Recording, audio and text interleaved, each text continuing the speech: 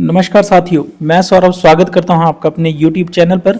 और आज हम करने जा रहे हैं हिमाचल प्रदेश के दिसंबर मंथ के करंट अफेयर्स। तो चलिए स्टार्ट करते हैं। सबसे पहले हमारे पास क्वेश्चन है, about how much percent of the total area 55,673 square kilometre geographical area of Himachal Pradesh is falls under the very high damage risk zone 5। Himachal Pradesh के कुल क्षेत्रफल जो है 55,673 वर्ग किलोमीटर, इस भौगोलिक क्षेत्र का लगभग कितना प्रतिशत जो है बहुत अधिक जोखिम क्षेत्र जोन 5 के अंतर्गत जो है आता है। तो इसका सही आंसर जो है जोन 5 में हिमाचल प्रदेश का जो एरिया आता है वो है 32%। अब बात करते हैं कि अलग अलग जगह पे कितने परसेंट जो एरिया है वो कहां कहां पे आता है। अब जोन 1 से लेके जोन 5 तक जो एरिया है इसको बांटा गया है। जो इसमें क्या होता है कि जोन 1 जो है वो लेस प्रोन टू आपका भूकंप से या फिर डेंजर से बाहर रहता है, और जोन 5 जो है वो बहुत अधिक जो है फ्लड से मान सकते हैं हम, या फिर ऐसा एरिया जो रिस्की एरिया है उसको डिफाइन करता है जोन 5। रेड जोन भी बोलते हैं इसे हम। तो सबसे ज्यादा खतरा जो है वो जोन 5 के एरिया को होता है, जोन 4 को उससे कम होता है, जोन 3 को उससे भी कम होता है, जोन 2 को उससे कम, और जोन 1 को सबसे कम जो है रिस्की जोन में आता है। तो इंपॉर्टेंट ये है कि हिमाचल प्रदेश का लगभग 32% एरिया जो है वो जोन 5 में है, तो वेरी रिस्की जोन में है, वेरी हाई रिस्की जोन में है। और जो आपका जोन 4 है वो भी रिस्की जोन है, ठीक है। तो अगर बात करें भारत की, तो भारत का जोन 5 का टोटल एरिया जो है वो सिर्फ और सिर्फ 11% है, और अगर हिमाचल की बात करें तो 32% है। और इंडिया का जो टोटल एरिया है जिसमें हम बात करेंगे 30% के लगभग, वो कौन से इसमें आता है, तो वो आता है जोन 3 में आता है। तो पूरे भारत की अगर बात करें तो वो कम रिस्की एरिया में आता है। वैसे जोन 3 में भी रिस्क जो है वो ठीक ही रहता है, पर हिमाचल में अगर बात की जाए तो वेरी हाई डैमेज रिस्क की जोन में जो है वो हिमाचल का मैक्सिमम एरिया जो है वो आता है। तो इसमें अगर बात की जाए हिमाचल प्रदेश की, तो जोन 5 में ये एरिया आता है, और जोन 4 में आपके ये डिस्ट्रिक्ट्स आते हैं। तो जोन 5 में जो है चंबा, कुल्लू, कांगड़ा, ऊना, हमीरपुर, मंडी एंड बिलासपुर, ये जोन 5 में आते हैं। मतलब कि वेरी हाई रिस्क की जोन में जो है ये सारे के सारे डिस्ट्रिक्ट्स जो है वो आते हैं। और किन्नौर, लाहौल एंड स्पीति, चंबा एंड कुल्लू, ये डिस्ट्रिक्ट्स जो हैं वो किस में आते हैं, जोन 4 में आते हैं। नेक्स्ट आपके पास the Indian Institute of Management IIM Sirmaur जो है has partnered with the international tourism studies association. तो इट्सा के साथ इन्होंने जो है पार्टनरशिप कर ली है। और इट्सा जो है वो कहाँ की ऑर्गेनाइजेशन है, for tourism scholars and practitioners. तो ये यूके बेस्ड जो है एक ऑर्गेनाइजेशन है। ऐसा जो है ये ऑर्गेनाइजेशन जो फॉर्मल ऑर्गेनाइजेशन है, काफी ज्यादा इंपॉर्टेंट लोग हैं, मतलब कि टूरिज्म के लिए जो स्कॉलर्स हैं, टूरिज्म स्कॉलर्स हैं, और इसके टूरिज्म के प्रैक्टिशनर्स हैं, उन्होंने मिलकर एक फॉर्मल ऑर्गेनाइजेशन बनाई है। किस लिए बनाई है कि जितने भी टूरिज्म से रिलेटेड जो लोग हैं उनकी जो है हेल्प की जा सके। मान लीजिए कि आप किसी कंट्री में जा रहे हैं, वहां पे आपको क्या करेंगे, ये एनकरेज करेंगे इंटरेक्शंस के लिए एंड कॉपरेशन के लिए उनकी कंट्री में। अगर वो हमारी कंट्री में आएंगे तो मतलब कि ये डेवलप्ड और डेवलपिंग कंट्रीज दोनों में होते हैं इसके मेंबर्स, ठीक है। मेंबर्स ने एक ऑर्गेनाइजेशन बनाई, और जहां भी जो लोग जाएंगे उनको लेकर, ठीक है, प्रमोट करेंगे। जैसे मान लो कि हम जो हैं आपके चले जाते हैं यूके, तो यूके के लोग जो हैं वो हमें एनकरेज करेंगे, वहां के जो स्कॉलर्स हैं, वहां के प्रैक्टिशनर्स हैं, जो इस इट्सा के मेंबर हैं, वो हमें पूरा कॉपरेट करेंगे वहां पे टूरिज्म से रिगार्डिंग, ठीक है। तो ये ऑर्गेनाइजेशन है और काफी अच्छी ऑर्गेनाइजेशन है। और IIM सिरमौर जो है, Indian Institute of Management Sirmaur ने इसको ज्वाइन कर लिया है। Recently chief minister Sukhvinder Singh Sukhu inaugurated the state of the art fruit processing plant at Parala in Theog. तो ठियोग में जो है state of the art fruit जो है इसका प्रोसेसिंग प्लांट जो है वो स्टार्ट किया है। The project was funded by which organisation. तो प्रोजेक्ट को जो फंड किया गया है वो किया गया है वर्ल्ड बैंक के द्वारा। हम बात करते हैं वर्ल्ड बैंक की। तो वर्ल्ड बैंक जो है ये एस्टेब्लिश कब हुआ था, वर्ल्ड बैंक जो है 1944 में ये एस्टेब्लिश हुआ था, ठीक है। तो इसका हेडक्वार्टर कहाँ पे है, न्यूयॉर्क में है। इस बैंक को एस्टेब्लिश इस वजह से किया गया था कि जो भी अंडर डेवलप्ड कंट्री हैं, मतलब डेवलपिंग फेज में हैं, तो उनको जो है फंड प्रोवाइड किया जाए जिससे कि वो कंट्रीज भी डेवलप्ड हो सके। तो इसके लिए वर्ल्ड बैंक जो है वो बनाया गया था। और इसके लिए जो कमेटी थी, उस कमेटी का नाम था Brayton would committee. Brayton would ने वर्ल्ड बैंक और आईएमएफ बनाने के लिए जो है कमेटी ने परामर्श दिया था। तो इन दोनों को कहा जाता है ब्रेटन वुड ट्विंस। किस किस को? वर्ल्ड बैंक को, और दूसरी आपका कौन है? आईएमएफ। और हेडक्वार्टर मैंने आपको बता दिया न्यूयॉर्क है, और 1944 में ये एस्टेब्लिश हुए थे। तो हिमाचल में अभी हाल ही में इन्होंने क्या किया है, $100 मिलियन जो है लोन दिया है हिमाचल प्रदेश को। डॉलर में है ये लोन। ये लोन क्यों दिया गया कि आप जो है 10 गीगावाट रिन्यूएबल एनर्जी सोर्सेज को डेवलप करेंगे। तो इतनी एनर्जी जो है डेवलप की जाएगी थ्रू रिन्यूएबल एनर्जी सोर्सेज के द्वारा। और इस फंड को जो है 200 मिलियन हिमाचल कब वापस करेगा? तो ये करेगा टाइम पीरियड जो है 14.5 ईयर्स। और इसमें आप एक्स्ट्रा टाइम भी ले सकते हैं जिसकी अवधि जो है 4.5 ईयर है, तो एक्सटेंड कर सकते हैं आप इस लोन को। तो ये था। ये मेला जो है काफ़ी फेमस है जिसका नाम है आपका पत्थरों का मेला। तो पत्थरों का मेला जो है is celebrated in which district? सदियों पुराना पत्थरों का मेला जो है, पत्थरबाजी मेला जो है, किस जिले में मनाया जाता है? तो ये शिमला जिले में मनाया जाता है।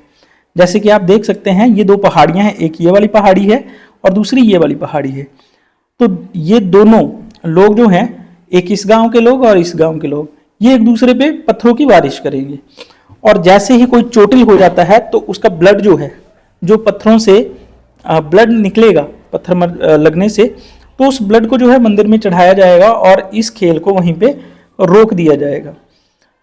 तो इंपॉर्टेंट चीज है कि ये मेला जो है कहाँ पे मनाया जाता है? तो आपका आंसर है शिमला। शिमला में एक गांव है हलोग, हलोग विलेज, या कई बार इसको धामी विलेज इस नाम से जाना जाता है, हलोग या फिर धामी विलेज, जो कि 26 किलोमीटर है आपके शिमला से। यहाँ पे ये पत्थरों का खेल जो है वो खेला जाता है।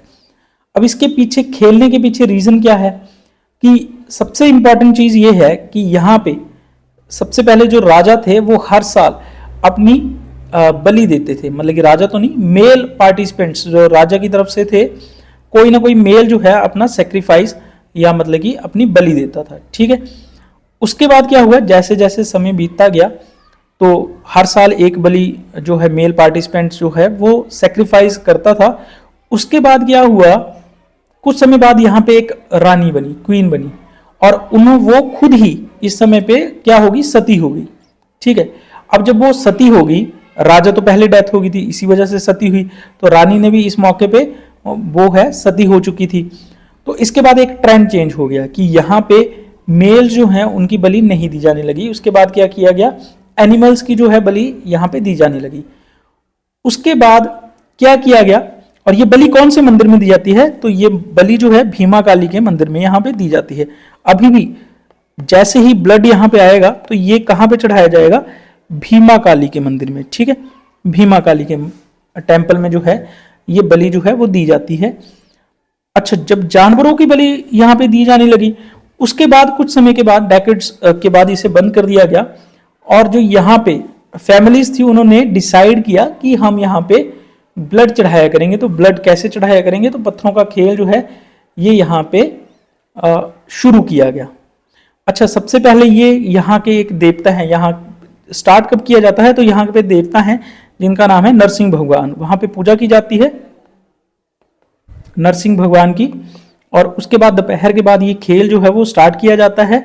और जैसे ही किसी आदमी को ब्लड आ जाता है, दोनों में से दोनों एरिया के लोग जो है एक दूसरे पे पत्थरबाजी करते हैं, तो उसको चढ़ाया जो जाता है वो भीमा काली में।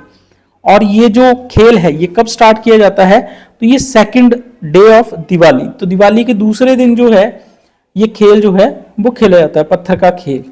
तो ये सारा था इस क्वेश्चन के बारे में। चलते हैं जी next. From which class English medium will be introduced in government schools?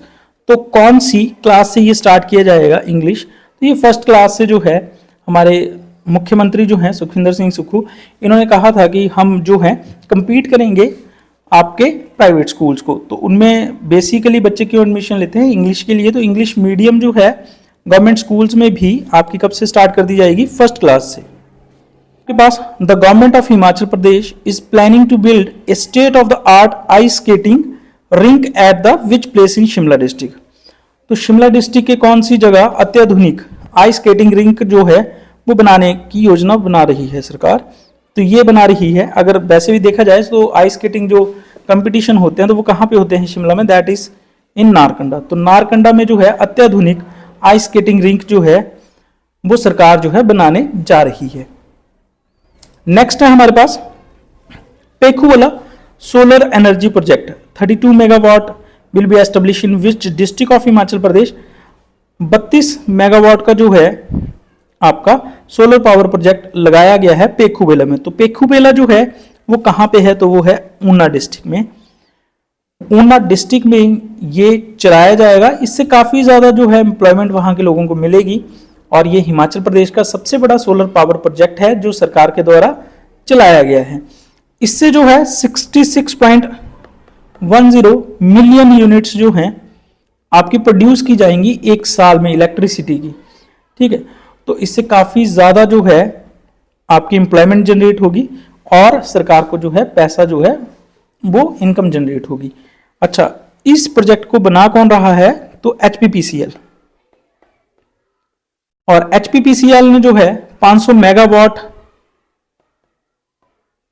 की परियोजना को जो लागू करना है हिमाचल में अगले नेक्स्ट 2 ईयर्स में। तो अगले 2 सालों तक एचपीपीसीएल जो है 500 मेगावाट की सोलर परियोजनाएं जो है पूरे हिमाचल में चलाएगी। और मैंने पहले भी बताया था कि वर्ल्ड बैंक ने जो है वो 200 मिलियन का लोन दे रखा है रिन्यूएबल एनर्जी के लिए हिमाचल प्रदेश को। तो चलिए जी नेक्स्ट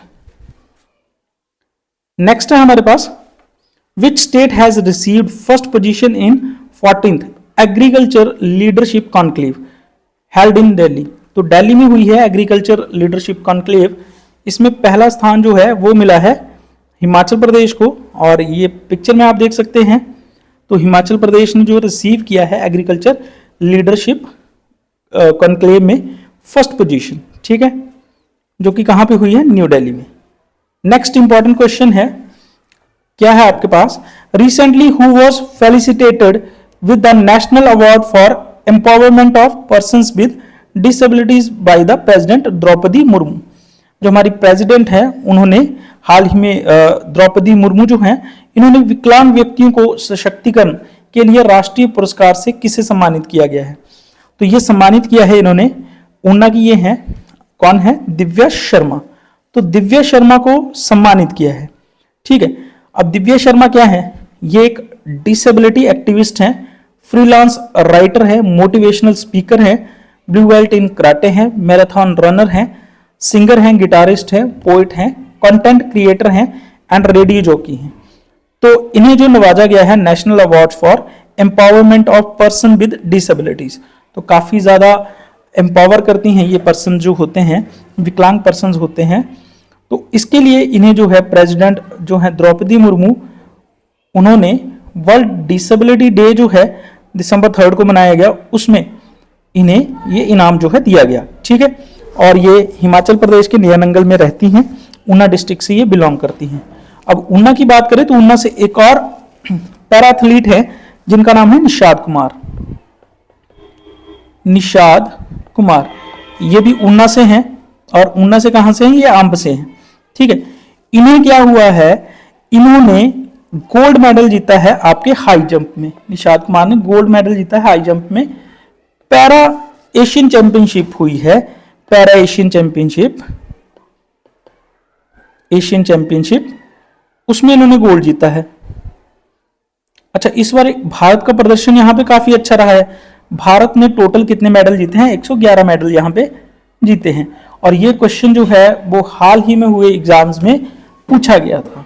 ठीक है, और इसके बाद अगर बात की जाए तो कितने गोल्ड मेडल यहां पे जीते थे, गोल्ड यहां पे जीते थे आपने 29, सिल्वर आपके 31 और ब्रॉन्ज मेडल जो हैं वो 51। ठीक है, तो ये आपने जीते थे। उसके बाद अगर बात की जाए तो एशियन गेम्स भी हाल ही में सफल हुई हैं। भारत जो है 7th प्लेस पे था और इसमें टोटल जो मेडल्स हैं भारत ने जीते थे 107 मेडल, जिसमें कि अलग अलग हैं। गोल्ड है आपके पास 28, सिल्वर है आपके पास 38 एंड 41 जो है वो आपके पास है ब्रोंज मेडल। तो इसको आप याद कर ले, काफी इंपॉर्टेंट है। और निषाद कुमार जो है काफी इंपॉर्टेंट पर्सनैलिटी है। तो नेक्स्ट है हमारे पास, recently who was appointed first women engineer in chief in Jal Shakti department. तो जल शक्ति डिपार्टमेंट में जो है इन्हें चीफ इंजीनियर की पोस्ट से नवाजा गया है। तो इनका नाम है option number B, that is Anju Sharma. Anju Sharma को चीफ इंजीनियर जल शक्ति डिपार्टमेंट में बनाया गया। और जल शक्ति डिपार्टमेंट के मिनिस्टर जो हैं वो कौन है, तो ये हैं हमारे वाइस सीएम, ठीक है, जो कि हैं मुकेश अग्निहोत्री। मुकेश अग्निहोत्री जो हरोली कंस्टिट्यूएंसी है इनकी, ये वाइस चीफ मिनिस्टर हैं हिमाचल प्रदेश के। इनके अंडर ये डिपार्टमेंट जो है वो काम करता है। और दूसरा इंपॉर्टेंट जो न्यूज है यहां से, कि एक फीमेल और न्यूज में है आजकल, जो है सतवंत अटवाल त्रिवेदी।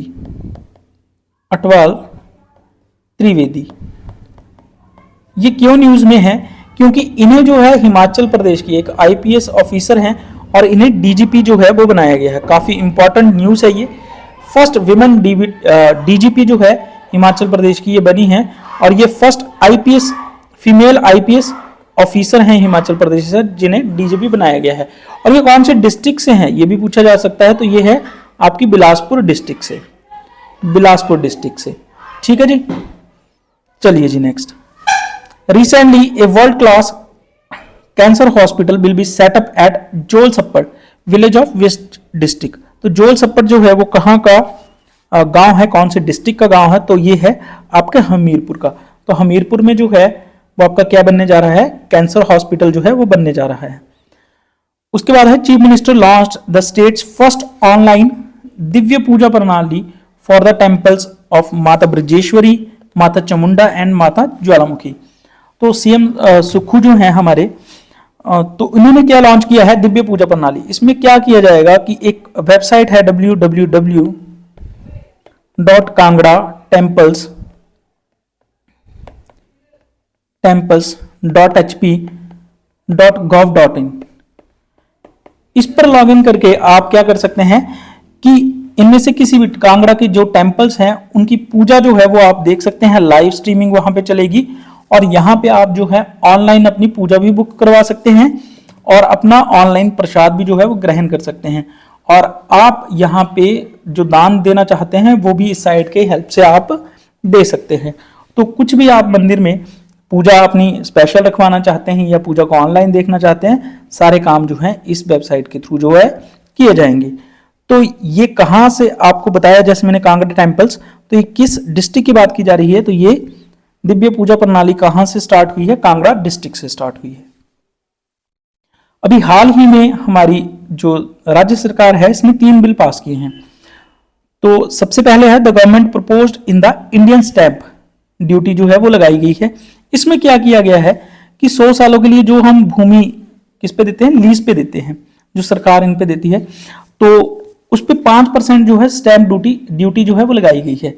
अब 1 साल के लिए 5% होगी तो 100 सालों के लिए उससे मल्टीप्लाई जो है कर लिया जाएगा। इतनी स्टैंप ड्यूटी जो है इनिशियल स्टेज में सरकार को देनी पड़ेगी।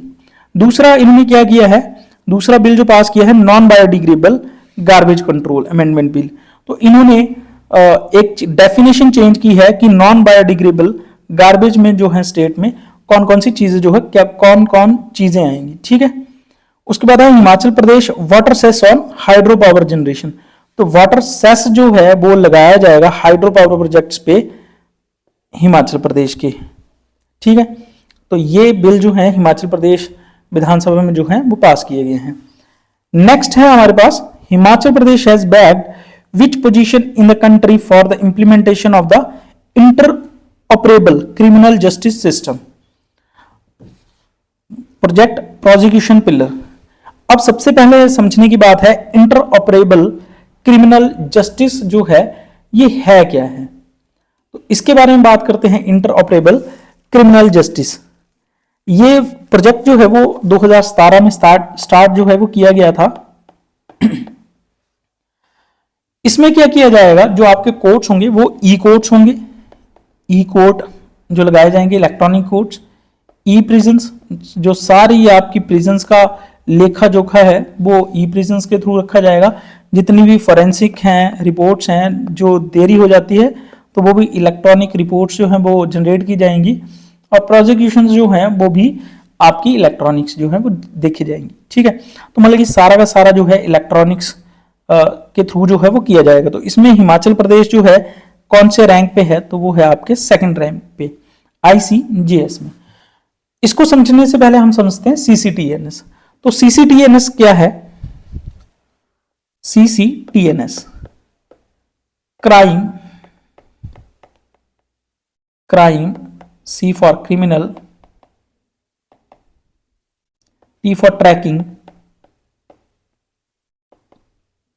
N for network, S for system।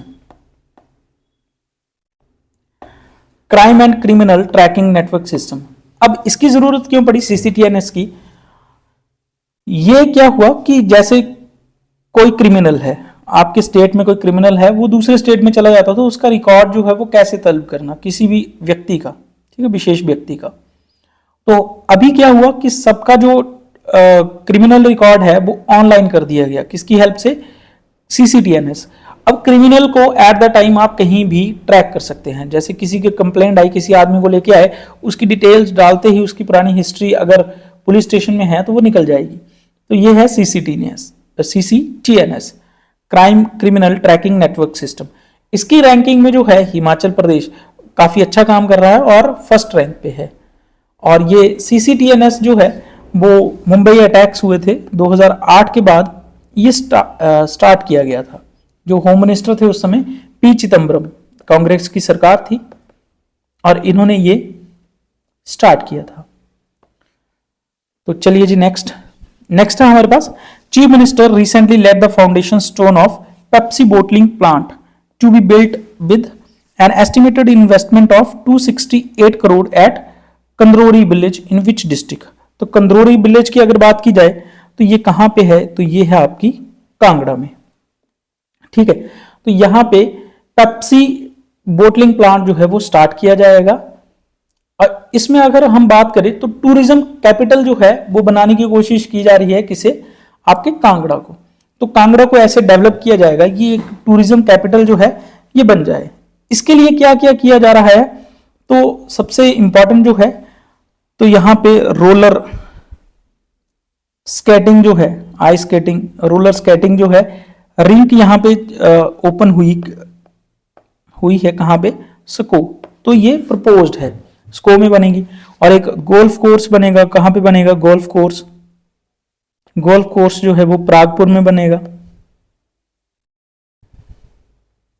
ठीक है, और हाई एंड रिजॉर्ट एक बनाया जाएगा। कहां पे बनाया जाएगा? रिजॉर्ट हाई एंड, काफी अच्छा खासा, तो ये मेंझा में बनाया जाएगा। और नगरोटा को जो है टूरिज्म विलेज जो है वो बनाने जा रहे हैं। और एरो सिटी जो है, एरो सिटी कांगड़ा को बनाएंगे। तो ये सारे जो है प्रोसेसेस जो हैं चलाए जा रहे हैं कांगड़ा को टूरिज्म कैपिटल बनाने के लिए। तो काफी ज्यादा डेवलपमेंट जो है वो आपकी की जा रही है कांगड़ा में। ठीक है, और सैटेलाइट विलेज भी जो है नौराखड़, ठीक है, नगरोटा में है, उसको बनाया जा रहा है। तो ये सारे के सारे प्रपोजल्स हैं। तो चलिए जी next, who elected as the deputy speaker of Himachal Pradesh legislative assembly. तो हिमाचल प्रदेश की जो लेजिस्लेटिव असेंबली है उसमें हाल ही में आपको पता है कि कांग्रेस की सरकार बनी थी पिछले दिसंबर में, 1 साल उन्होंने पूरा कर लिया है। उसके बाद यहां पे सबसे पहले आपके बनाए गए विधानसभा के स्पीकर। तो विधानसभा के जो स्पीकर हैं वो कौन है? असेंबली के जो स्पीकर है, तो इसके बारे में बात की जाए तो विनय कुमार जो हैं आपके क्या हैं? डिप्टी स्पीकर हैं। ठीक है, और कुलदीप सिंह पठानिया जो हैं, यहां पे नहीं है कुलदीप सिंह पठानिया, ये क्या है, विधानसभा के स्पीकर हैं। तो ये दोनों ही इंपॉर्टेंट हैं क्वेश्चंस कि विधानसभा के स्पीकर कौन है, कुलदीप सिंह पठानिया है, और डिप्टी स्पीकर हाल ही में बनाए गए हैं विनय कुमार, ठीक है। और इनके इलेक्शन के लिए एक प्रोटेम स्पीकर जो थे वो कौन थे, चंद्र कुमार। तो ये ज्यादा क्वेश्चन नहीं पूछा जाएगा, तो इसलिए इसे छोड़ देते हैं। अभी हाल ही में हमारे हिमाचल प्रदेश के गवर्नर कौन है, गवर्नर है हमारे शिव प्रताप शुक्ला, शिव प्रताप शुक्ला। तो ये हिमाचल प्रदेश के हाल ही में गवर्नर जो है वो बनाए गए हैं। चलिए जी next question. Recently Himachal Pradesh police has been ranked which position in crime and criminal tracking network systems performance in the hilly and north eastern states for the year of 2023। तो मैंने बताया था कि फर्स्ट रैंक है हिली एरियाज के लिए। और CCTNS कब स्टार्ट किया गया था, 2008 में। किसने स्टार्ट किया था, पी चिदम्बरम जो होम मिनिस्टर थे उस समय कांग्रेस के। और इस बार हिमाचल जो है वो फर्स्ट रैंक पे आया है आपके हिली स्टेट्स में। नेक्स्ट आपके पास the union ministry of environment and forest has issued a draft notification declaring 1 kilometre area from the boundaries of the Pong dam wildlife sanctuary in which district as an eco sensitive zone. तो सबसे पहले बात की जाए Pong dam की, सारे लोग जानते होंगे पोंग डैम कहां पे है। तो पोंग डैम है आपके कांगड़ा में। तो कांगड़ा में जो है इसके वाइल्ड लाइफ सेंचुरी है पोंग डैम में, उसके 1 किलोमीटर एरिया को इको सेंसिटिव जोन जो है वो डिक्लेयर कर दिया गया है। नेक्स्ट है आपके पास, recently which of the following teacher was felicitated by CM Sukhu for his efforts towards AIDS awareness. तो एड्स अवेयरनेस के लिए जो सुखविंदर सिंह सुक्खू जी हैं, इन्होंने अवार्ड दिया है। तो किन्हें दिया है इस क्वेश्चन में, तो इसका आंसर है option number A, doctor Bhagwati Prasad Sharma. अब एड्स डे की बात की जाए तो एड्स डे जो है वो December 1 को जो है वो मनाया जाता है। और एड्स डे जो है घोषित किया गया था WHO के द्वारा। और WHO जो है इस कब बना था, तो ये बना था 7 अप्रैल 1948 को। और इसका हेडक्वार्टर जो है वो है जिनेवा, स्विट्जरलैंड। और WHO के जो हेड हैं उनका नाम है टेड्रस एधनम, टेड्रस एधनम। तो ये कुछ इंपॉर्टेंट चीजें थी। नेक्स्ट है हमारे पास, Himachal Pradesh government has announced what percentage of subsidy will be given to the youth on the installation of solar energy project ranging from 100 kilowatt to 1 megawatt. तो 100 किलोवाट से अगर 1 मेगावाट तक के प्रोजेक्ट्स, सोलर प्रोजेक्ट्स जो हैं, अगर आप ऐसे लगाते हैं अपने खेतों पे या घर की छतों पे, तो हिमाचल प्रदेश की सरकार जो है वो आपको 40% की सब्सिडी जो है वो आपको प्रदान करेगी। और एक और स्कीम है ई टैक्सी स्कीम, अभी हाल ही में चलाई गई है कि आप कोई भी इलेक्ट्रिक टैक्सी अगर कोई हिमाचल का बोनाफाइड या कोई व्यक्ति जो है इलेक्ट्रिक टैक्सी डालता है, इसमें क्या है सबसे पहले क्राइटेरिया कि वो जो है 50% लेस आपको मिलेगी, ठीक है। तो मतलब सब्सिडी जो है सरकार की तरफ से 50% जो है वो दी जाएगी। दूसरा जो इंपॉर्टेंट एस्पेक्ट है इसका, ई टैक्सी लगाएंगे कहां पे, तो सरकार जो है खुद की गाड़ियां अब नहीं खरीदेगी। तो जो गाड़ियां सरकारी ऑफिसेज में लगाई जाएंगी वो ई टैक्सी लगाई जाएंगी, जो कि सरकार इन लोगों को खरीद कर देगी। और उसमें दूसरी कंडीशन सबसे इंपॉर्टेंट ये है कि उस टैक्सी को हर कोई नहीं खरीद सकता है। मतलब कि जो व्यक्ति खुद उस टैक्सी को चलाएगा सिर्फ उसी को जो है वो सब्सिडी दी जाएगी। ऐसा नहीं कर सकते कि आप खरीद ले और उस पर ड्राइवर रख दे। तो जो टैक्सी को खरीदेगा वही उस टैक्सी को चलाएगा, तब आपको सब्सिडी जो है वो प्रोवाइड की जाएगी। मतलब कि सरकार ने एक तरह से एम्प्लॉयमेंट जो है वो युवाओं को देने की कोशिश की है।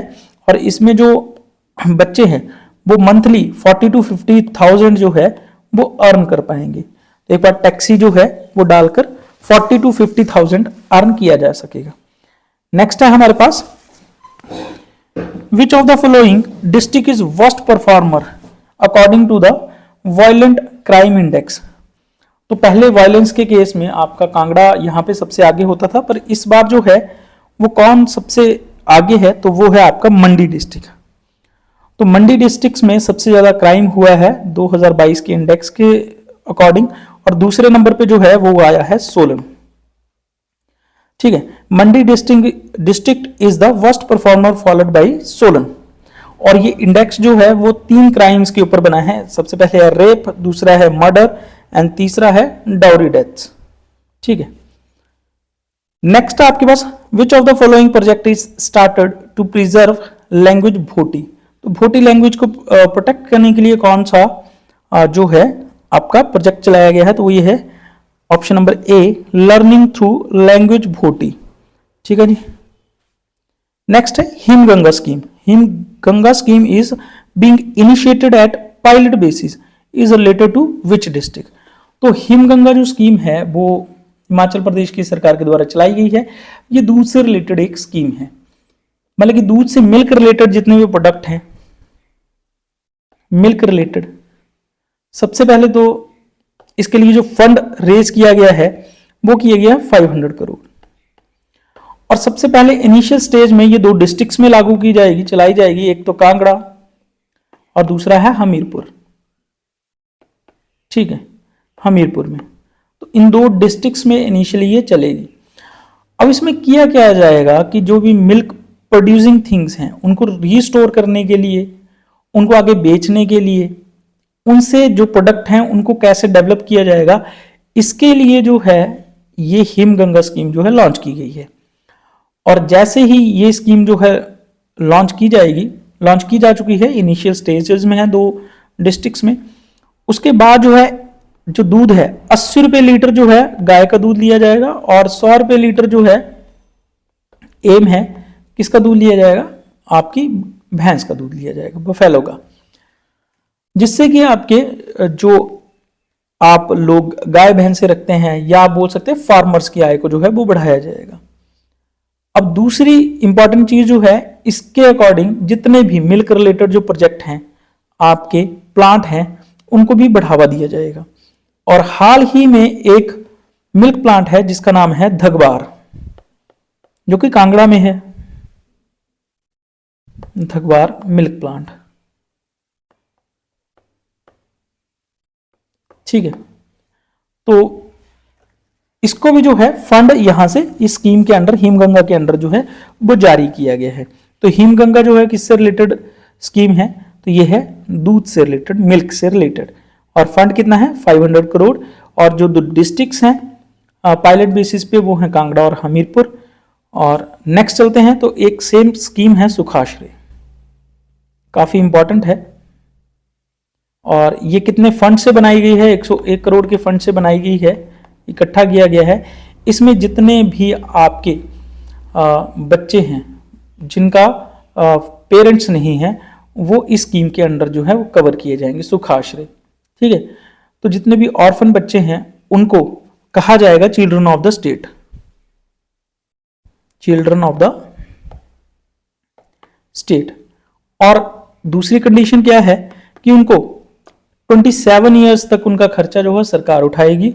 और कितना खर्चा उठाएगी, 4000 रुपये जो है उनको मंथली जो है सरकार की तरफ से दिए जाएंगे।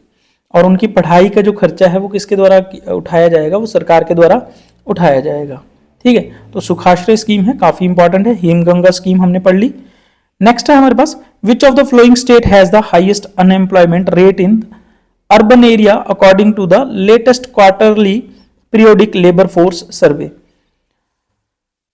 तो सबसे ज्यादा एम्प्लॉयमेंट जो है वो कौन से स्टेट में है, तो वो उस पर टॉप किया है हमारे हिमाचल प्रदेश में, और इसको जो है फॉलो किया है, फॉलोड बाय राजस्थान। जैसे कि आप देख सकते हैं पहले 4 स्टेट जो हैं, हिमाचल नंबर 1 पे, सेकंड पे राजस्थान, तीसरे पे J&K, चौथे पे केरला और 5वें पे छत्तीसगढ़।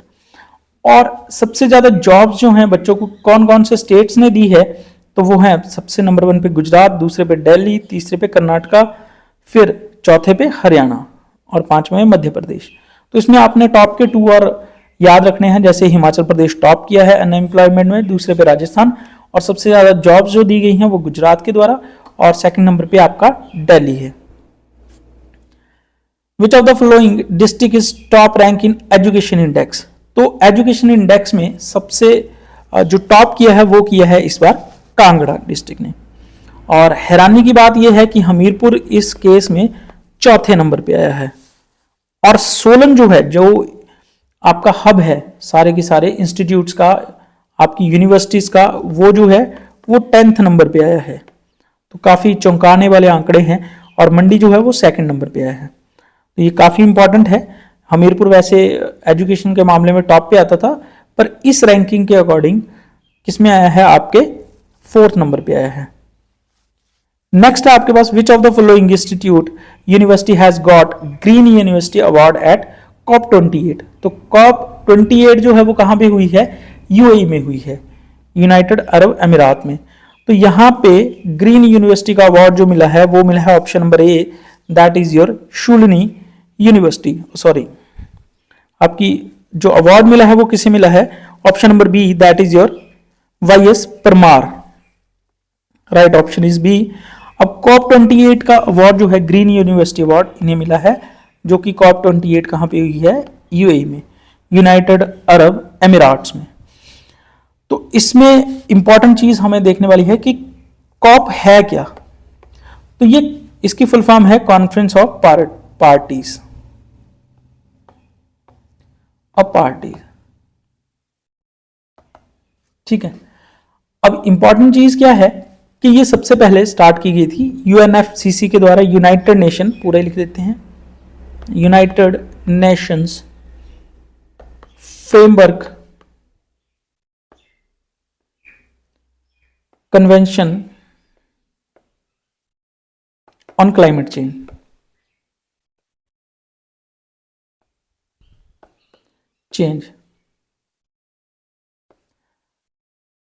ठीक है। ये 1992 में हुई थी, United nation frame convention on climate. ठीक है। तो इसमें एक डिसीजन लिया गया कि जो हमारे पूरे वर्ल्ड का एवरेज टेम्परेचर जो है 1.5 डिग्री से ज़्यादा नहीं, डिग्री सेल्सियस से ज़्यादा नहीं बढ़ना चाहिए। इसके लिए हर साल जो है ये COP जो है वो की जाती है। इस बार इसका जो है 28th संस्करण था, और जो कहाँ पे हुआ, यूएई में हुआ। ठीक है। इसमें यही डिस्कशन किया जाता है कि हमारा एवरेज टेम्परेचर जो है 1.5 डिग्री से पहले पहले लिमिट किया जाएगा, क्योंकि इससे ज़्यादा टेम्परेचर बढ़ जाएगा तो अर्थ पे लाइफ जो है वो काफ़ी ज़्यादा आपकी डिफ़िकल्ट हो जाएगी। ठीक है। तो इसके लिए जो है ये गोल जो है ये कब डिसाइड किया गया था, ये गोल जो है वो 2015 में डिसाइड किया गया था कि एवरेज टेम्परेचर जो है 1.5 डिग्री सेल्सियस से नीचे नीचे रखना है, 1.5 डिग्री तक रहना है। ठीक है। इससे ज़्यादा नहीं बढ़ने देना है। बट हालत ये हो गई है 2015 में डिसाइड करके, अभी हम 2023 में थे जब ये कॉन्फ्रेंस हुई, तो 1.2 डिग्री सेल्सियस जो है एवरेज टेम्परेचर बढ़ चुका है COP 28 से पहले पहले, जो कि कहां पे हुई, यूएई में हुई। तो ये काफी सोचने वाली चीज है कि इस टेम्परेचर को 1.5 डिग्री से कम कैसे रखा जाएगा। तो ये था COP के बारे में कुछ एक चीजें। तो आप इंपॉर्टेंट है कि COP क्या है, कॉन्फ्रेंस ऑफ पार्टीज है, और ये कब स्टार्ट हुई, United nation framework convention on climate change 1992 में। ठीक है। उसके बाद जो है मैंने चीज़ें आपको बता दी हैं कि इनका एम क्या है। तो लास्ट बट नॉट लीस्ट कि हम जो है हमारे इंस्टीट्यूट का नाम है हेजिलाइट कोचिंग इंस्टीट्यूट, और हम जो है पुलिस और पटवारी का ऑनलाइन बैच जो है वो स्टार्ट करना जा रहे हैं। और जो भी बच्चे इंटरेस्टेड हैं ऑनलाइन या फिर ऑफलाइन बैच के लिए, वो कांटेक्ट कर सकते हैं इस नंबर पे। और thank you all, that's all for the day.